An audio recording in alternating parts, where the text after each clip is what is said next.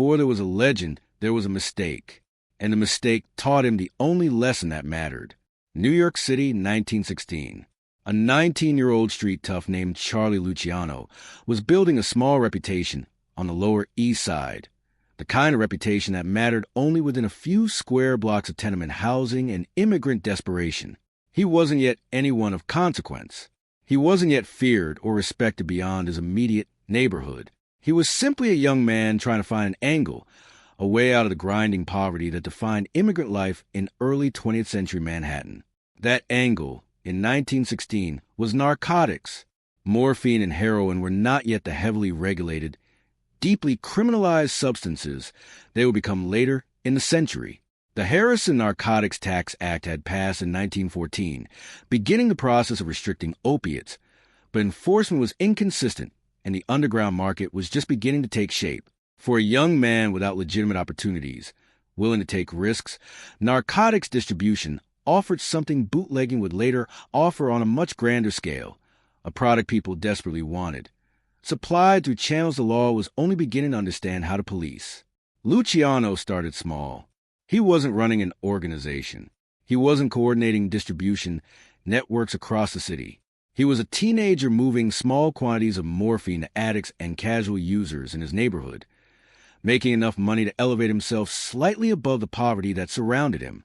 It was the kind of operation that thousands of young men in similar circumstances were running across American cities.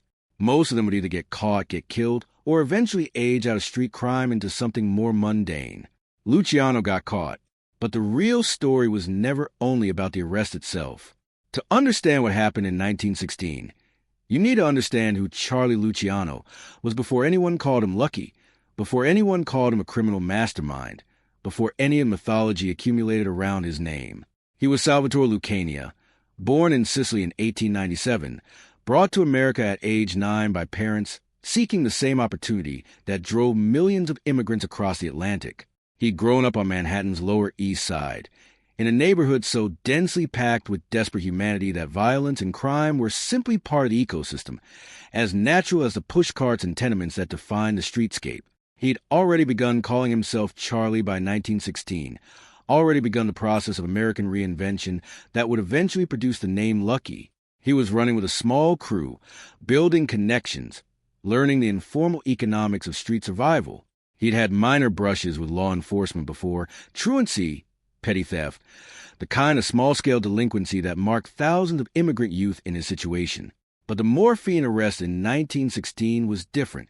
It was his first serious entanglement with the criminal justice system, the first time the law took genuine interest in what he was doing. The arrest itself was unremarkable by the standards of police work.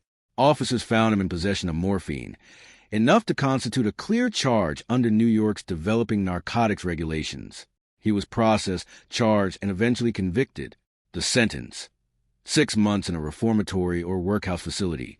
The exact details obscured by the inconsistent record-keeping of the era, but confirmed by multiple historical accounts of his early criminal record. There was nothing dramatic about how it happened.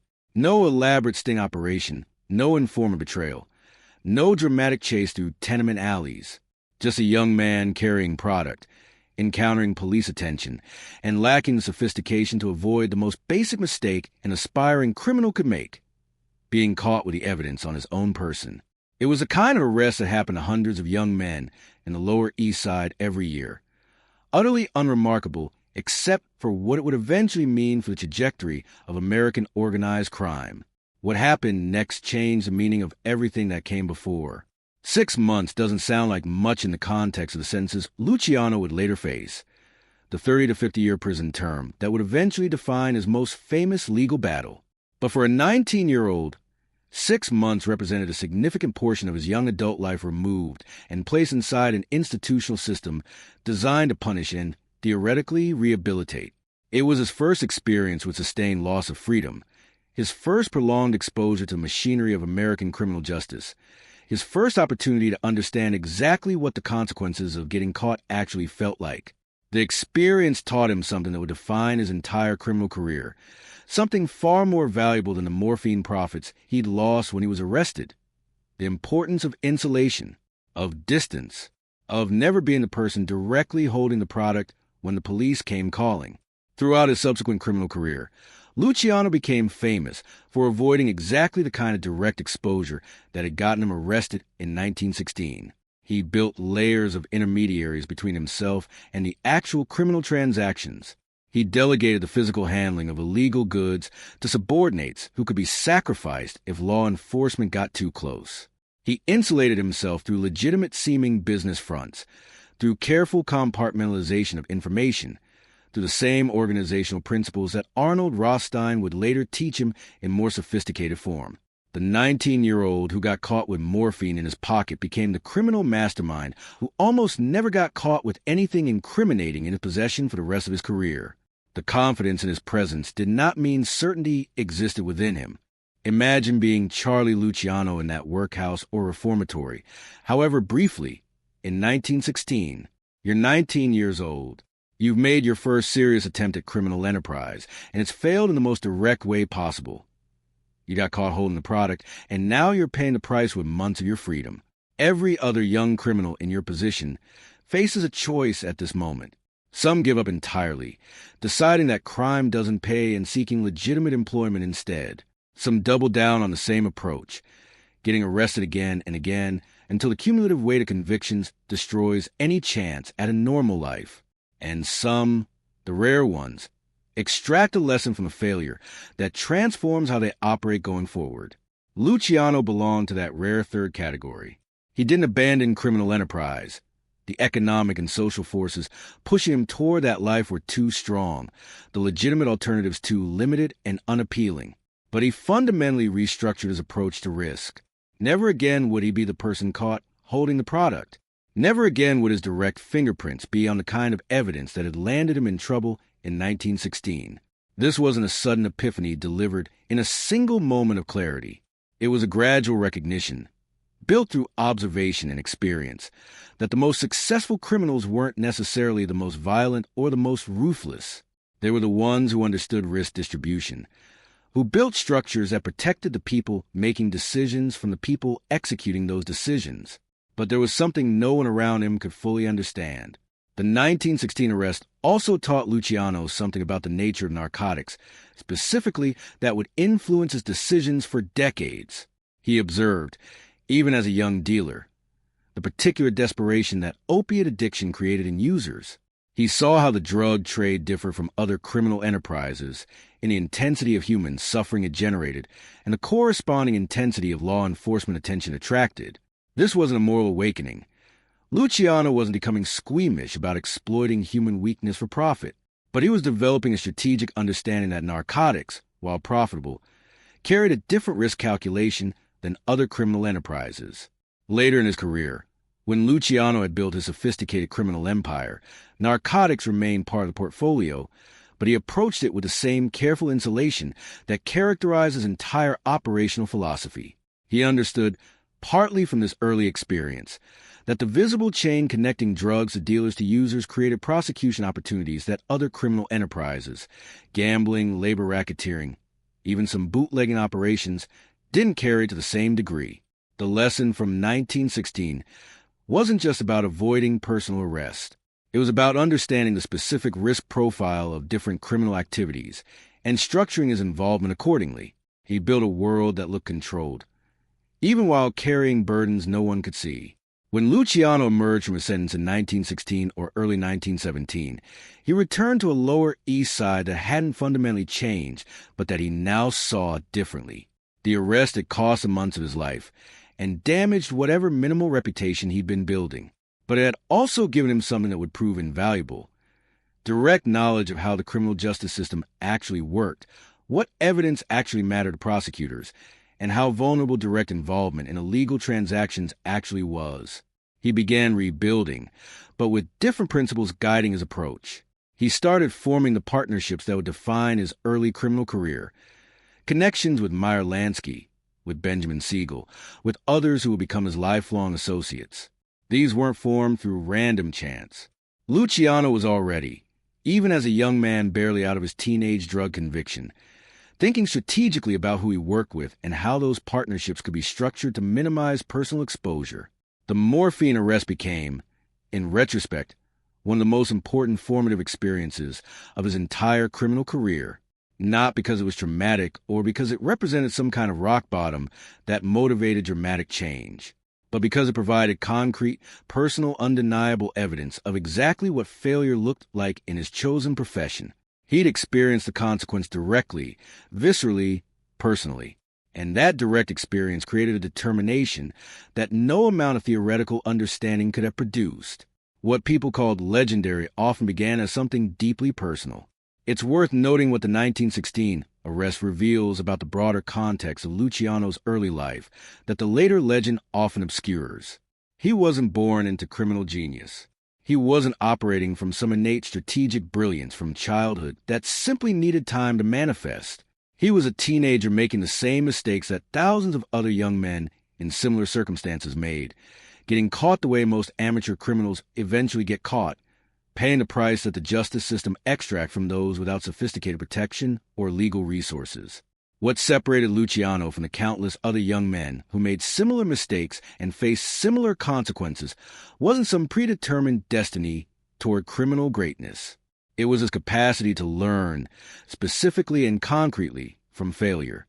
Many young criminals who experience their first arrest either escalate into more reckless behavior, believing they're invulnerable, or retreat from criminal activity entirely, deciding the risk isn't worth the reward. Luciano did neither. He adjusted. He recalibrated his approach to risk while maintaining his commitment to the broader path he'd chosen. This pattern, learning specifically from failure rather than either ignoring it or being destroyed by it, would repeat throughout his career. The 1929 stabbing taught him about loyalty and the power of silence. The Masuria assassination taught him about plausible deniability and strategic patience. The Dewey prosecution taught him about the vulnerability created by visible criminal infrastructure. Each setback became, in his hands, a lesson incorporated into an evolving operational philosophy. The 1916 Morphine arrest was simply the first lesson in what would become a lifelong pattern of strategic learning from criminal consequence. The image was real, so was the silence afterward. There's a particular irony in how this early arrest connects to Luciano's later legal history. When Thomas Dewey finally convicted him in 1936, it wasn't through direct evidence of Luciano personally handling illegal goods or personally committing violent crimes. It was through the testimony of witnesses describing an organizational structure, a system of profit collection and protection that Luciano had carefully insulated himself from in terms of direct evidence. The prosecution had to construct a case based on organizational coordination rather than direct criminal action because Luciano had spent 2 decades ensuring that the kind of direct evidence that convicted him in 1916 would never be available again.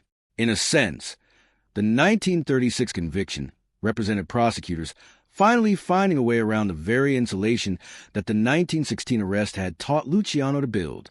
It took the most sophisticated legal strategy available, 90 witnesses, and an entirely novel approach to organized crime prosecution to accomplish what a simple morphine possession charge had accomplished against a 19-year-old amateur. That difference between catching a teenager with drugs in his pocket and requiring an unprecedented legal campaign to convict the mature criminal mastermind he became measures exactly how thoroughly Luciano had learned and applied the lesson of his first arrest. Many knew the legend, the architect of modern organized crime, the survivor of 50 stab wounds, the man who created the commission, but very few understood the hunger that built it, and almost no one remembered or discussed the unglamorous, almost embarrassing origin point. A 19-year-old caught with morphine, processed through a criminal justice system that barely registered his existence as anything more than one more young immigrant criminal among thousands. That hunger came from somewhere much deeper, from the visceral experience of losing freedom, however briefly, and understanding precisely how it had happened, from the recognition that survival in his chosen world required not just courage or ambition, but strategic discipline about exposure and risk, from the determination that whatever else happened in his criminal career, he would never again be caught as carelessly, as directly, as obviously as he'd been caught at 19 with morphine in his possession. The real story was never only about a teenage drug arrest. It was about what that arrest revealed about the difference between criminals who survive and criminals who don't. The ones who survive aren't necessarily smarter or more ruthless from the beginning. They're the ones capable of converting failure into education, of treating their mistakes as data rather than just consequences, of building permanently altered behavior from temporary setbacks. Lucky Luciano spent the rest of his criminal career making sure he was never directly connected to the evidence that could convict him. Every layer of insulation, every intermediary, every carefully structured business arrangement that kept him distant from incriminating material, all of it traced back to a lesson learned in 1916, when a 19-year-old with morphine in his pocket discovered exactly what happens when you're caught holding what the law considers proof. He never held anything that obvious again. And that single adaptation, more than any other strategic insight he developed throughout his career, explains why law enforcement spent decades trying and mostly failing to convict him for the actual scope of his criminal activity. The first arrest taught him everything. He spent the rest of his life proving he'd learned the lesson completely.